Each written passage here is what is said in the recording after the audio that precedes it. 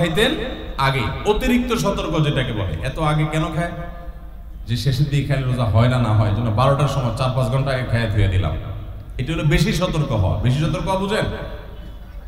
এক লোক দোতলা শুয়ে আছে ফ্লোরে, তো একটু পর পর মাথা উপরের দিকে উঠে ফেলতেছে।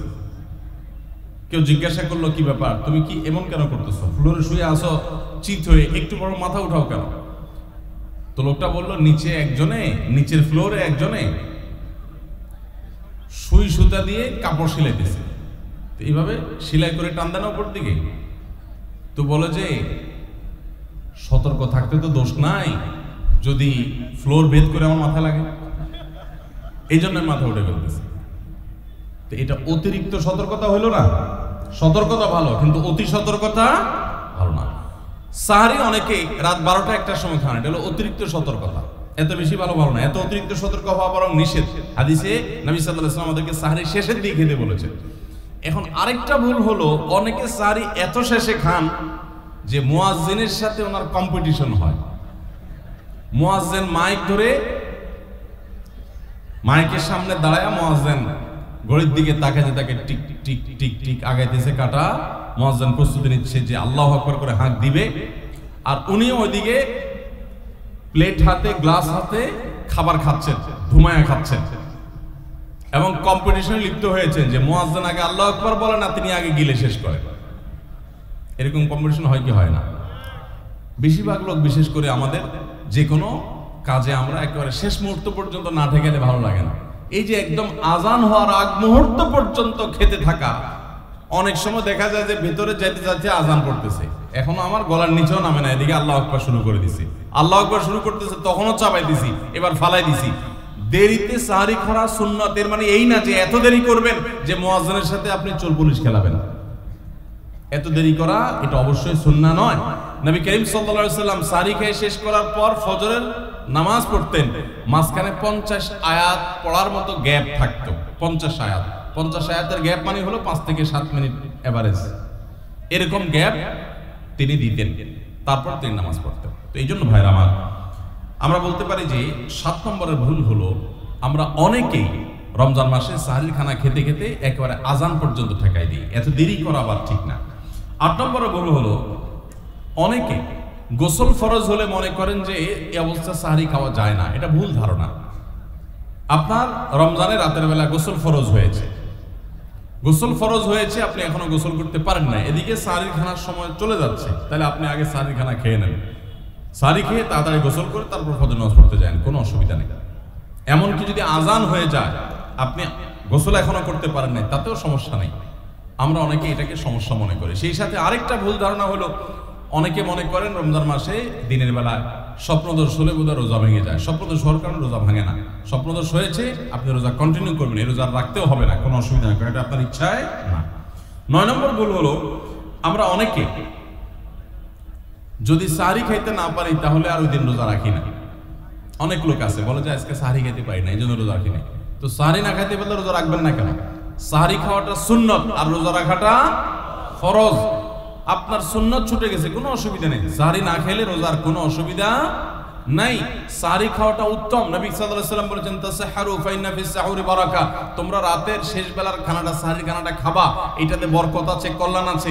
দুপুরের খানায় বরকতের কোনো ঘোষণা নাই, অন্য কোনো খানায় বরকতের কোনো ঘোষণা নাই, কিন্তু সাহারির খানাতে বরকতের ঘোষণা আছে।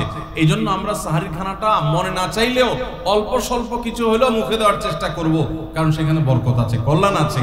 কিন্তু কোনো কারণে সাহারি মিস হয়ে গেছে, ঘুম থেকে উঠতে পারেন নাই, আজান হয়ে গেছে, তাহলে এই অজুহাতে রমজানের ফরজ রোজা না রাখার কোনো সুযোগ নাই। কষ্ট একটু বেশি হতে পারে ওই দিন, তাতে কিছুই হবে না, আমরা একেবারে মরে যাব না। ধৈর্য ধরা শিখতে হবে। ইমানদারকে আল্লাহ তাআলা সবর করা শেখাচ্ছেন রমজানের মাধ্যমে। এই জন্য ভাইরা, কোনোদিন সাহারি মিস হইলে ওই দিন রোজা মিস করা যাবে না। 10 নম্বর যে ভুলটা আমাদের হয় সেটা হলো, সাহারিতে আমরা বেশিরভাগ মানুষ একটা সুন্নাত আমল করি না, সেটা হলো খেজুর খাওয়া। সন্ধ্যার সময় ইফতারিতে যখন আমরা সাহারি খাই, তখন তো সবাই আমরা জানি, আমরা ইফতারিতে যখন খেজুর খাই তখন তো আমরা সবাই মোটামুটি জানি যেটা সুন্নাত। কিন্তু সাহারিতে খেজুর খাওয়া যে সুন্নত, এটা ম্যাক্সিমাম মানুষ আমাদের দেশে এখনো জানেন না। নবী করিম সাল্লাল্লাহু আলাইহি ওয়াসাল্লাম বলেছেন, নি'মা সাহুরুল মুমিনি আত-তামার, ঈমানদারের সবচাইতে উত্তম সাহরি হলো খেজুর। আপনি ভাত খান, ডাল খান, গোশত খান, মাছ খান, যাই খান, এক পিস খেজুর আপনি যদি অন্তত সাহরিতে খান, তাহলে এটার কারণে একটি সুন্নাত জিন্দা করার সওয়াব পাবেন। খেজুরে প্রচুর পরিমাণ এনার্জি, খাদ্য শক্তি থাকে, এটা আমাদের জন্য নানা দিক থেকে উপকারী হবে। এই জন্য ইফতারিতে আপনি খেজুর খাওয়ার কথা জানেন, অথচ হাদিসে শুধু ইফতারিতে না, সাহরিতেও খেজুর খাওয়ার নির্দেশনা দেওয়া হয়েছে। এই জন্য এটা একটা ভুল যে আমরা অনেকে সাহরিতে যে খেজুর খেতে হয় এটা জানি না। 11 নম্বর ভুল হলো, সাহরির সময়, ভোর রাতের সময়টা হলো দোয়া কবুলের সবচেয়ে মোক্ষম সময়। 24 ঘন্টার ভিতরে দোয়া কবুলের সবচেয়ে আদর্শ সময়, যে সময়ের দোয়া কবুলের সম্ভাবনা সবচেয়ে বেশি, সেটা হলো ভোর রাতের সময়টা। আল্লাহ সুবহানাহু ওয়া তাআলা ডেকে ডেকে বান্দার ক্ষমা ঘোষণা করেন, বিপদ আপদ দূর করেন, অসুখ বিসুখ দূর করেন। এই সময়টা হলো রাতের শেষ প্রহর, ফজরের আগের সময়টা, তাহাজ্জুদের সময়টা।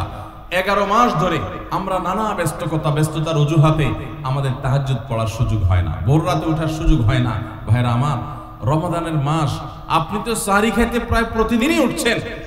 আপনার যেহেতু সাহরি খাওয়ার উদ্দেশ্যে উঠাই লাগে, তো আপনি কেন এই মাসে সাহরির সময়, ভোর রাতের এই সময়টাতে যখন আল্লাহর সাধারণ ক্ষমা ঘোষণা করেন, ওই সময়টাতে আপনি কেন শুধুমাত্র খেয়ে পরে আপনি মসজিদে চলে যাবেন ফজরের জন্য?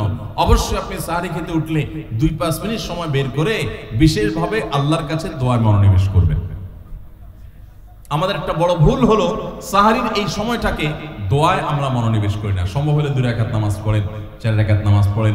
সেটা যদি না পারেন, তো সাহরির খানার শেষে অথবা আগে আপনি আপনার রুমে গিয়ে লাইট বন্ধ করে নিরিবিলি জায়গায় একটু আল্লাহর কাছে হাত তুলে একটু চোখের পানি ফেলে চান, দোয়া করেন। দোয়ার এই সুযোগটা 11 মাস আপনি পান না, রমজান মাসে সাহরির উসিলায় পেয়েছেন, তো আপনি সেই সুযোগটা কেন হাতছাড়া করবেন? আমি বিনয়ের সাথে বলতে চাই, একজন মানুষের জন্য আমরা এই সুযোগটা হাতছাড়া না করি। আমি পারতপক্ষে কোনোদিন এই সুযোগটা হাতছাড়া করি না ভাইরা।